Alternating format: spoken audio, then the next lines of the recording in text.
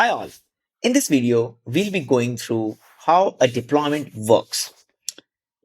So whenever you create a deployment, you specify the number of replicas and you specify in the spec section what image that you want to run. So Kubernetes will deploy that many number of pods inside the cluster. So you have specified 3 replicas, so 3 pods have been created.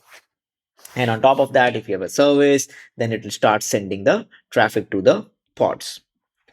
Now, what happens when you want to change an image, tag, or maybe choose a different image? So in this case, what we are trying to do here is kubectl set image of the deployment that we just created from Nginx to Nginx 115.0. So now how the process works internally. First, a fourth replica of the pod gets created.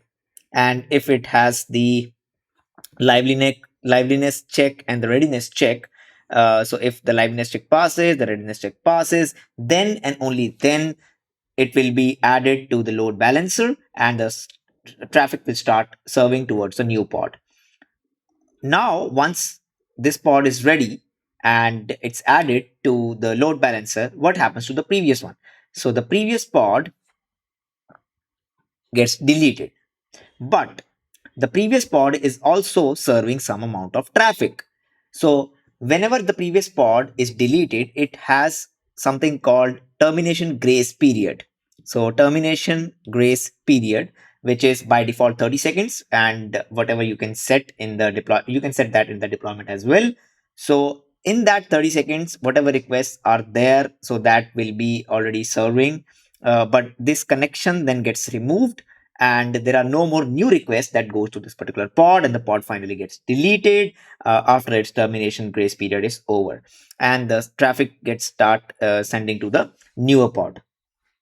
Now the next pod with the newer image will get spin up, and again when its liveliness and the readiness check passes, it gets added to the load balancer, and the previous one gets removed, and again its termination grace period. After the termination grace period is over, the pod will finally get deleted from the cluster.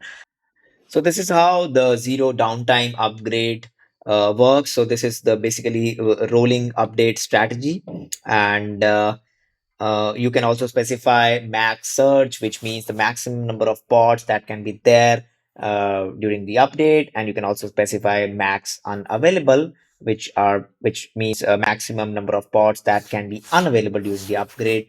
By default, it's 25%, 25%. But you can change, and you can also specify min ready seconds, which means how many seconds to wait before the service actually starts sending traffic to the new pod. So that's it about like how the deployment works internally.